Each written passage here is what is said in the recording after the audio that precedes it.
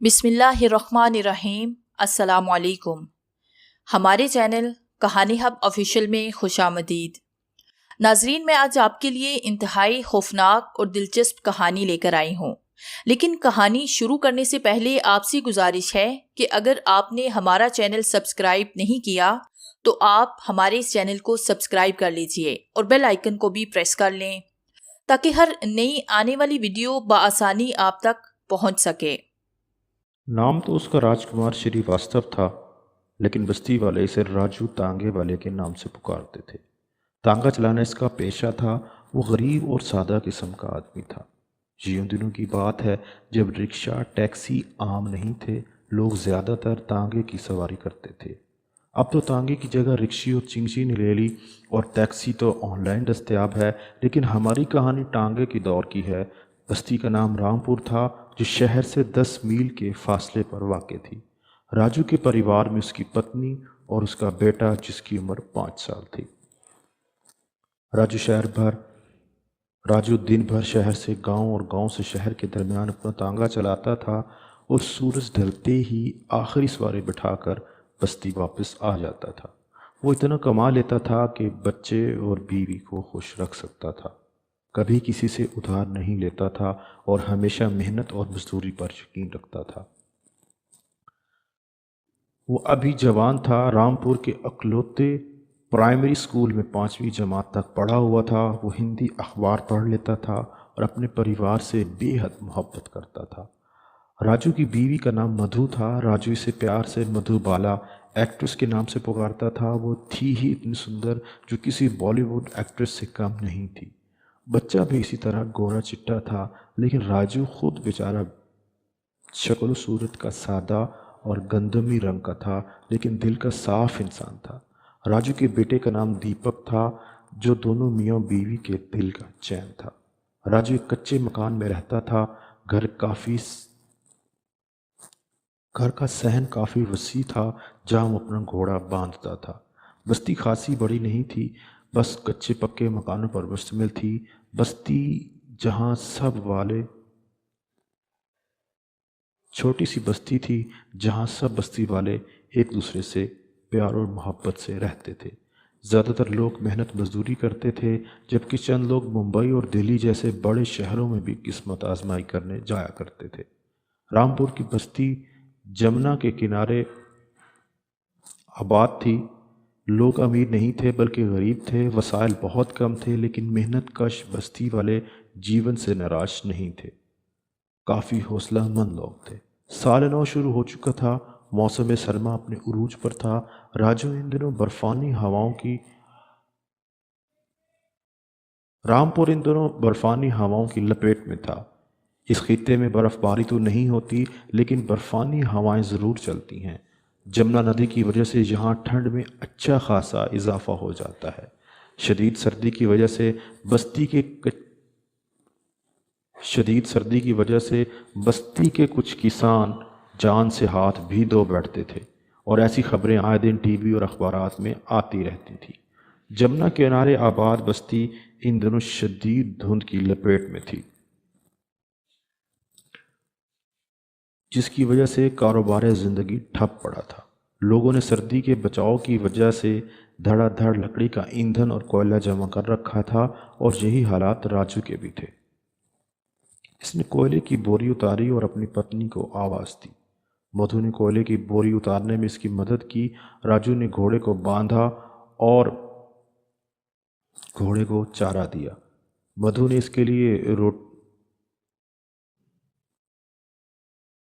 मधु ने कोयले की बोरी उतारने में मदद की।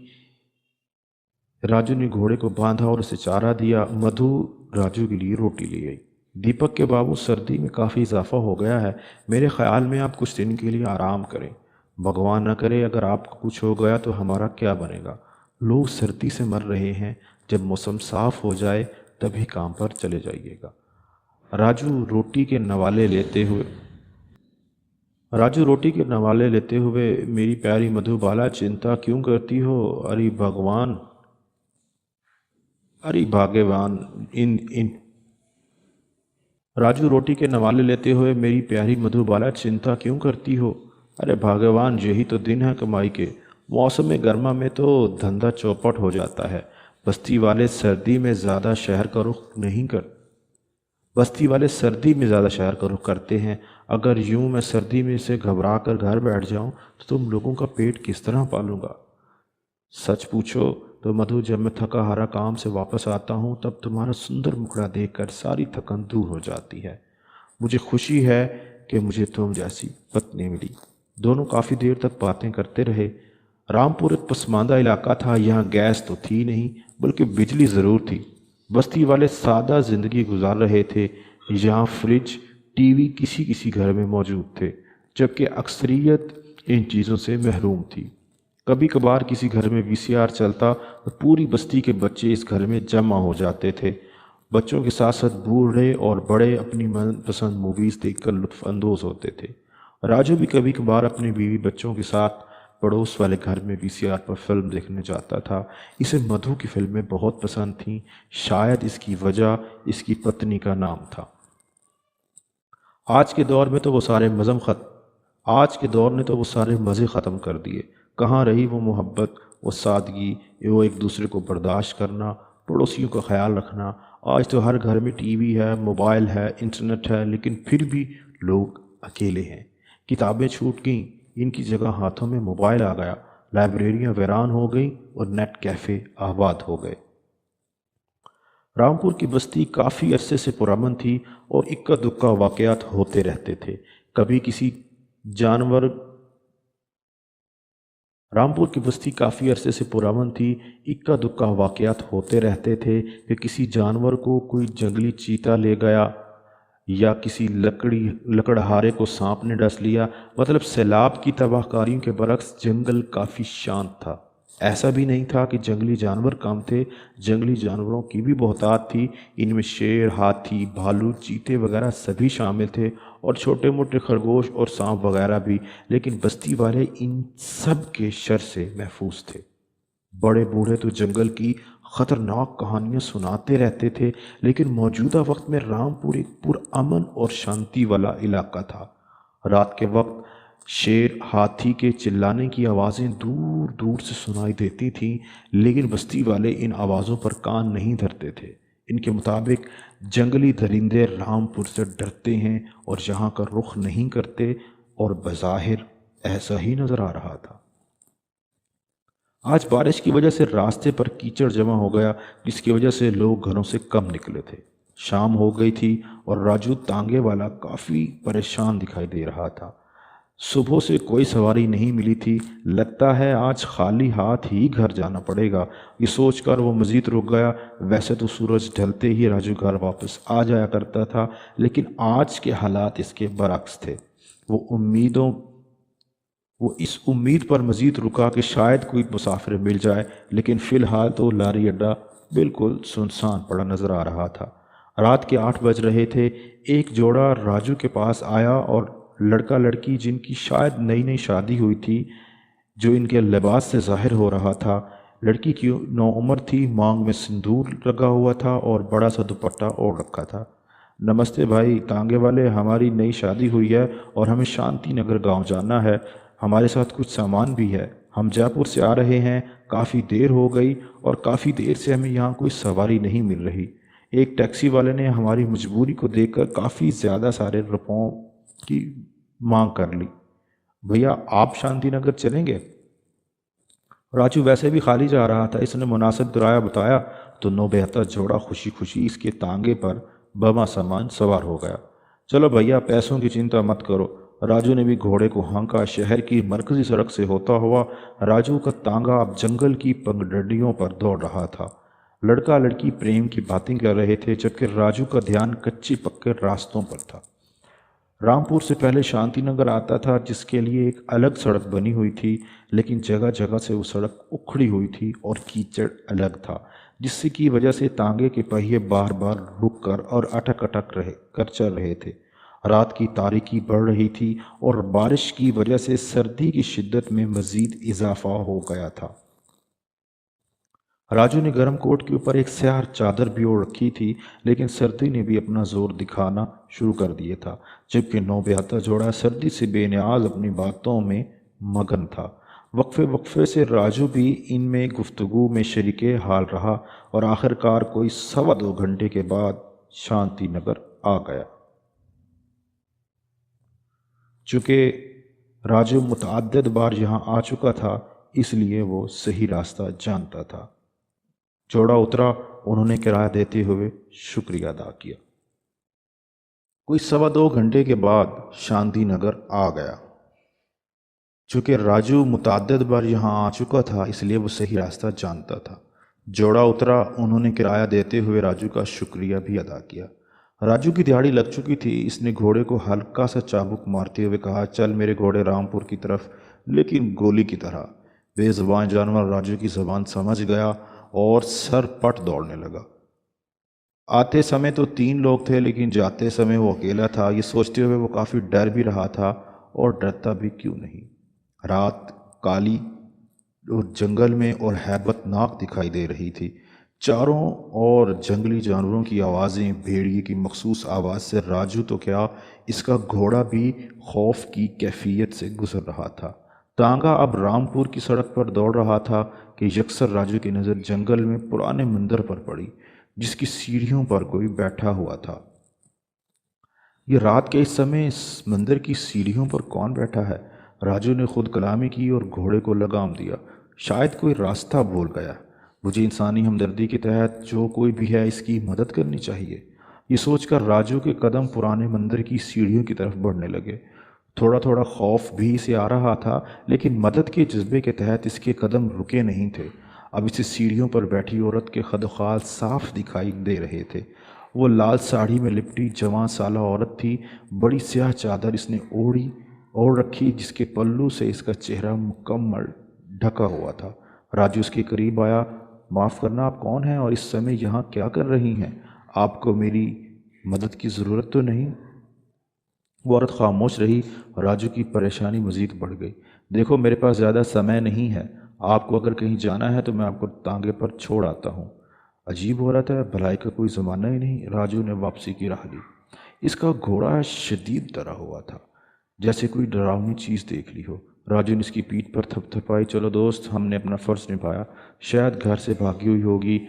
कन्या है जो शायद अपने मित्र के इंतज़ार में बैठी है। घोड़ा हनहनाता, शायद वो राजू से इत्तेफाक नहीं कर रहा था। रामपुर तक आते आते आधी रात बीत चुकी थी, मगर इस पर इसकी पत्नी परेशान हाल इसका इंतज़ार कर रही थी। राजू को आता देखकर वो भागती हुई इससे चिमट गई। कब से तुम्हारा इंतज़ार कर रही हूँ, इतनी देर कहाँ लगा दी? राजू ने घोड़े को बांधा, लेकिन इसके तेवर बदले हुए थे। राजू समझा शायद थकन की वजह से इसका घोड़ा परेशान है। मेरी मधुबाला कितनी मरतबा समझाया है कि सवारी की वजह से देर हो जाती है, और आज भी कुछ ऐसा ही हुआ। शांति नगर की सवारी थी, इसलिए देर हो गई। आप चिंता ना करें। राजू की बीवी खाना ले आई। खाने से फारिग होकर राजू बाहर सहन में बंधे घोड़े के पास आया, जो अब भी खौफज़दा था। दूसरी तरफ घास भी इसी तरह पड़ी हुई थी। राजू को घोड़े की कैफियत समझ नहीं आ रही थी। वो अब भी यही समझ रहा था कि घोड़ा शदीद थका हुआ है, पर सच तो यह है कि घोड़े ने वो कुछ देख लिया था जो राजू नहीं देख पाया था। फिर राजू ने इर्द गिर्द की चीज़ों पर ध्यान भी नहीं दिया था। राजू का घोड़ा दिन ब दिन लागर और कमज़ोर होता जा रहा था। घोड़े की ऐसी हालत देखकर राजू बहुत परेशान हो गया था।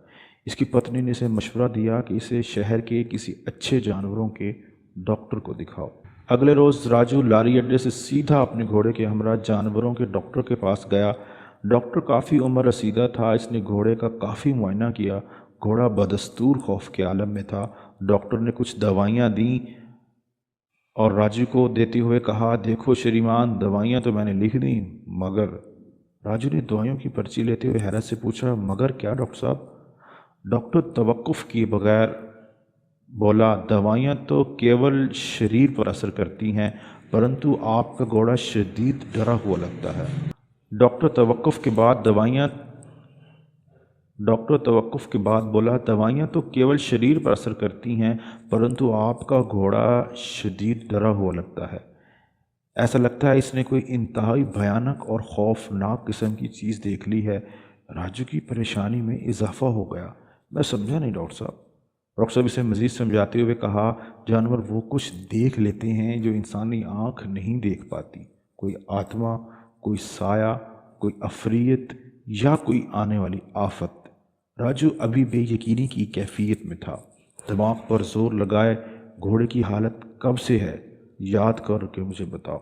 राजू कुछ देर सोचता रहा, फिर बोला, कुछ दिन घर लौटते हुए काफ़ी देर हो गई थी। पास वाले गांव में सवारियां छोड़कर घर में अपने रामपुर की तरफ जा रहा था। अचानक मेरी नज़र पुराने मंदिर की सीढ़ियों पर पड़ी, जहां बैठी एक कन्या अकेली बैठी थी। मैंने पास ही तांगा रोका था, लेकिन हैरत की बात है डॉक्टर साहब, मेरे बार बार पूछने पर भी वो औरत मुकम्मल खामोश बैठी थी। इसने मुंह पर मुकम्मल दुपट्टा ओढ़ रखा था, इसका चेहरा भी नज़र नहीं आ रहा था। वापस आया तो घोड़े को डरा हुआ पाया। इस दिन के बाद मेरे घोड़े की हालत ख़राब है और मैं आपके पास ले आया हूँ। मैं आशा करता हूँ आप इसे जल्द ठीक कर देंगे। डॉक्टर बोला, यही तो मैं आपको समझाना चाहता हूँ। वो कन्या नहीं बल्कि एक आत्मा थी जो कब से जंगलों में भटक रही है। आपके घोड़े ने उस आत्मा को देख लिया, तभी से वो डर के मारे जी रहा है। जानवर वो कुछ देख लेते हैं जो आम इंसान नहीं देख पाते। आपके घोड़े के शरीर की दवाई तो मैं तुम्हें दे दी, लेकिन मेरी मानो तो किसी अच्छे तांत्रिक से घर में पूजा पाठ कराओ और घोड़े को भी दिखाओ। आगे आपकी मर्जी। और हाँ, आपके घोड़े के पास समय बहुत कम है। राजू को विश्वास ही नहीं आ रहा था वो किस मुसीबत में फंस चुका है। इसने घोड़े की दवाइयाँ खरीदी, सोचा अभी बाकी था, सूरज अभी बाकी था। वो सीधा लारी अड्डे की तरफ आया। आज भी काफ़ी इंतज़ार किया मगर सवारी नहीं मिली। सूरज ढल चुका था, रात की तारीकी बढ़ती जा रही थी। आज फिर वो मायूस था। इसने घोड़े की तरफ देखा और वापसी की राह ली। इसका खाली तांगा आहिस्ता आहिस्ता चल रहा था। पुराने मंदिर तक पहुंचने तक रात गहरी हो चुकी थी। राजू को दूर से एक साया नजर आया जो रास्ते पर खड़ा नजर आ रहा था। राजू ने सुख का सांस लिया कि शुक्र है कोई तो सवारी मिली। करीब आने पर पता चला वो कोई औरत है जिसने अपना चेहरा मुकम्मल घूंघट से छुपाया हुआ है। इसे देखकर राजू का घोड़ा अजीब अंदाज में चीखने लगा। राजू ने बड़ी मुश्किल से उसे लगाम देकर काबू किया। अरे इसे क्या हो गया? राजू डॉक्टर की बातें यकसर भूल चुका था। वो औरत से मुखातिब हुआ, बहन जी आपने कहाँ जाना है? वो खामोश रही। राजू को हैरत लगी। देखो मैं रामपुर जा रहा हूँ, यहाँ तांगा की सिवा और कोई सवारी नहीं चलती। अगर रामपुर जाना है तो बैठो, अगर पैसे नहीं तो खैर चिंता की बात नहीं। वो औरत खामोशी से राजू के टांगे पर आकर बैठ गई। राजू को टांगा बराबर दौड़े जा रहा था। राजू बार बार इस औरत की तरफ मुड़कर देख लेता कि शायद वही कोई गुफ्तगू का सिलसिला शुरू करे, मगर बदस्तूर खामोशी थी और मुकम्मल अपना चेहरा ढांपे हुए थी। मौसम के तेवर बदल चुके थे और देखते ही देखते ज़ोरदार आंधी शुरू हो गई।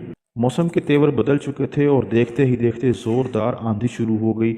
हवा का हवा का ज़ोर शदीद था। शदीद आंधी की वजह से तांगे को चलने में दुश्वारी हो रही थी। इतने वहशतनाक माहौल में राजू के असाब पर खौफ तारी होने लगा। डॉक्टर की बात को लेकर इसे भी एहसास हो गया था कि शायद वो पुरस्रार लड़की या आत्मा दोबारा इसे टकराई और अब वो मेरे तांगे पर विराजमान है। तभी तो दोबारा घोड़े की हालत गैर हो गई थी। इससे पहले कि खौफ की शदीद लहर राजू के शरीर में सरायत करती, सामने एक आदमी दिखाई दिया जो पैदल सड़क पर जा रहा था। नौजवान वर्दी में मलबूस था और सफरी बैग थामे हुए था। राजू ने इसके करीब जाकर तांगा रोका। अरे दीपक, आप इस समय? दीपक इसका दोस्त था। दीपक फौज में भर्ती हुआ था, जबकि राजू इनसे मुख्तलिफ था और राजू ने तांगा चलाना चुना था। अरे दीपक, आप लारी अड्डे से पैदल गांव आ रहे हो, जबकि मैं भी वहीं पर खड़ा था। आप मेरे तांगे पर आ जाते। दीपक बोला, लारी अड्डे तक काफ़ी देर हो गई थी और आप भी वहाँ नज़र नहीं आए, इसलिए मैं पैदल चल पड़ा। वैसे भी फौजी हूँ और 10 मील का फासला मेरे लिए कुछ भी नहीं। राजू बोला, यार वापसी पर एक मजबूर औरत रास्ते पर मिली थी, इसे भी तांगे पर सवार किया, आप पिछली सीट पर आ जाओ। दीपक ने हैरत से कहा, परंतु आपका तांगा तो खाली है। राजू भी हैरान रह गया। अरे अभी तो यहाँ बैठी थी, कहाँ गायब हो गई? दीपक तांगे पर बैठते हुए मजाक में बोला, जहाँ तक मेरी जानकारी है राजू एक शरीफ आदमी था, कहीं वो लड़की। राजू इसका मजाक समझ गया। अरे नहीं यार, ऐसी कोई बात नहीं, वो कोई अजनबी औरत थी और पूरे रास्ते हमारी से कोई बातचीत भी नहीं हुई। खैर चलिए गांव चलते हैं। राजू का तांगा तेज़ी से रामपुर की तरफ जा रहा था। राजू की पत्नी काफ़ी समय से इसकी राह तक रही थी। राजू को देखकर इसकी सांस में सांस आई। अरे ये आप कहाँ से आ रहे? राजू ने घोड़े को बांधा, जवाब भी डरा हुआ था। राजू की पत्नी काफ़ी समय से इसकी राह तक रही थी। राजू को देखकर इसने सुख का सांस लिया। अरे ये आप कहाँ रह गए थे? राजू ने घोड़े को बांधा, जो अब भी डरा हुआ था। अरे मेरी मधुबाला, घोड़े को डॉक्टर के पास ले गया था, इसकी वजह से काफ़ी देर हो गई, और कितनी मरतबा कहा है, मेरा काम ही ऐसा है, देर सवेर होती रहती है, चिंता करने की ज़रूरत नहीं। सर्दी की शिद्दत से राजू के हाथ पैर ठंडे हो गए थे। राजू की पत्नी ने लकड़ियों के ईंधन के साथ कोयले की आग जलाई। राजू ने हाथ मुंह धोया और आग सेकने बैठ गया। राजू की पत्नी इसके लिए रोटी ले आई। राजू बार बार घोड़े की तरफ देख रहा था। इसने डॉक्टरों वाली बात पत्नी से भी शेयर की। राजू बार बार घोड़े की तरफ देख रहा था और इसने डॉक्टर वाली बात पत्नी से भी शेयर की, जिसे सुनकर वो भी शदीद फिक्रमंद हो गई। इसने भी राजू को मशवरा दिया कि किसी दिन घर में पूजा का एहतमाम किया जाए, ताकि कोई भी काली शक्ति या आत्मा इसे छुटकारा हासिल किया जा सके। वो इस बात से मुत्तफिक हुए। कुछ देर वो बातें करते रहे और बिस्तर पर सो गए। सुबह राजू का घोड़ा मुर्दा पाया गया। घोड़े की अचानक मृत्यु पर दोनों मियाँ बीवी काफ़ी दुखी हो गए। अपने प्यारे घोड़े की मौत पर राजू सर पकड़कर काफ़ी देर तक रोता रहा, जबकि इसकी पत्नी इसे दिलासा देती रही। राजू का घोड़ा मर गया। पूरे गांव में ये बात फैल गई। हर कोई राजू से हमदर्दी करने आया। सच तो ये है कि गरीब लोग जानवरों को भी अपने परिवार का हिस्सा समझते हैं, जबकि आज के जदीद दौर में इंसान को भी इंसान नहीं समझा जाता। सोशल मीडिया के इस दौर में इंसान ने बहुत तरक्की कर डाली, मगर सादगी, हमदर्दी और इंसानियत कहीं पीछे रह गई। घोड़े के शौक के काफ़ी दिन गुजर गए थे और अब राजू बेरोज़गार हो गया था। अब वो मेहनत मजदूरी करता और जंगल से लकड़ियाँ काट कर इन्हें बेचता, और इस तरह इनके घर का चूल्हा जलता। एक दिन वो बस्ती के पंडित के पास गया और कहा, पंडित जी, मुझे घोड़े की मृत्यु पर अभी भी दुख है, लेकिन समझ नहीं आ रहा सब अचानक कैसे हो गया। और इस तरह राजू ने पंडित को डॉक्टर वाली बात भी बता दी। पंडित ने इसे दिलासा देते हुए कहा, देखो बेटा, मृत्यु ओश है, हर जीव ने मृत्यु का मज़ा चखना है।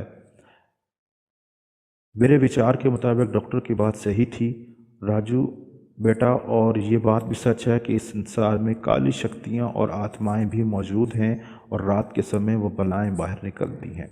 हमारे बड़े बूढ़ों के मुताबिक इन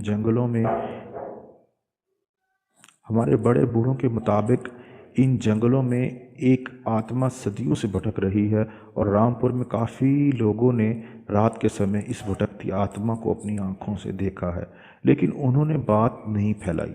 तुम्हारे घोड़े को आत्मा नज़र आ गई थी, जिसे तुमने मंदिर की सीढ़ियों पर औरत के रूप में देखा था। दरअसल वो नकाबपोश औरत एक भटकी हुई आत्मा है। भगवान का शुक्र अदा करो, इसने तुम्हें जिंदा छोड़ दिया।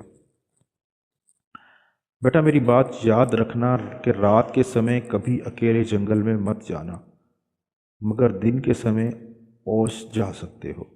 राजू शुक्रिया अदा करके घर वापस आ गया। वो सुबह सवेरे कुल्हाड़ी और रस्सी लेकर जंगल का रुख करता था और सूखी लकड़ियाँ काट कर गाँव में बेचता, और इस तरह मेहनत करके अपना गुजारा करता। जंगल काफ़ी वसी और गहरा था, सो वाफर मिकदार में सूखी लकड़ियाँ दस्तयाब थीं। अब गाँव वाले इसे राजू लकड़हारे के नाम से पुकारते थे। मौसम सरमा के आखिरी दिन थे। एक दिन राजू कुल्हाड़ा लेकर लकड़ियाँ काटने के लिए जंगल के करीबो जवार से सूखी लकड़ियाँ बहुत कम मिकदार में मिली, इसलिए राजू काफ़ी आगे तक निकल गया। दोपहर से शाम हो गई। वो जंगल के इस हिस्से में दाखिल हो गया जहाँ ख़तरनाक जंगली जानवर पाए जाते थे। इतनी ज़्यादा मिकदार में सूखी लकड़ियाँ देखकर राजू हैरान रह गया। लगता है जंगल वाला ये हिस्सा रामपुर के लकड़हारों की नज़र से ओझल है। इसने खुद कलामी की और समय बर्बाद किए बगैर लकड़ियाँ काटने लगा।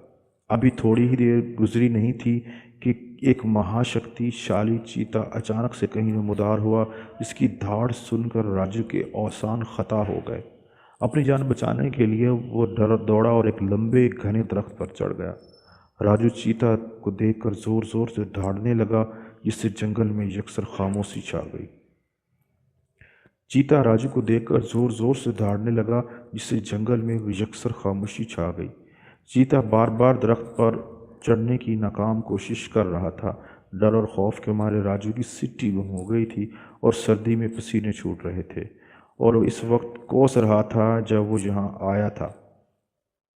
चीता भी बाज नहीं आया, इसलिए फैसला किया कि आज अपना शिकार हासिल करके दम लेगा।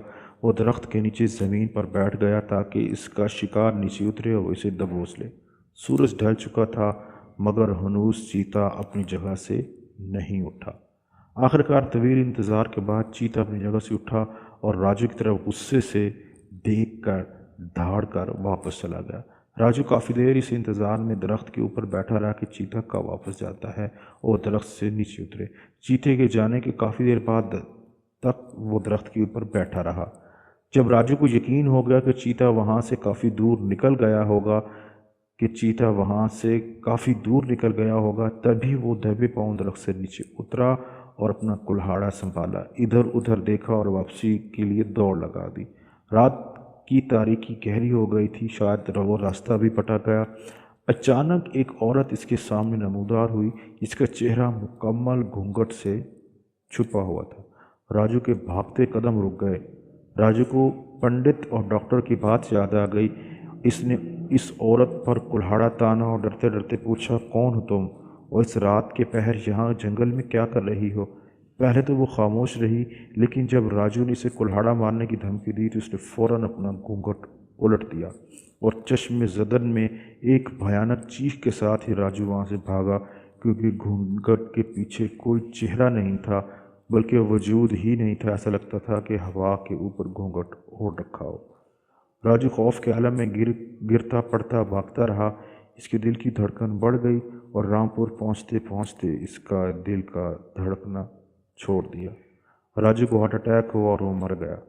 अपने घोड़े की तरह राजू भी मुर्दा पाया गया, और फिर राजू के बाद मुद्दतों लोगों ने हमेशा हमेशा के लिए रात में पुराने मंदिर के रास्ते आना जाना छोड़ दिया।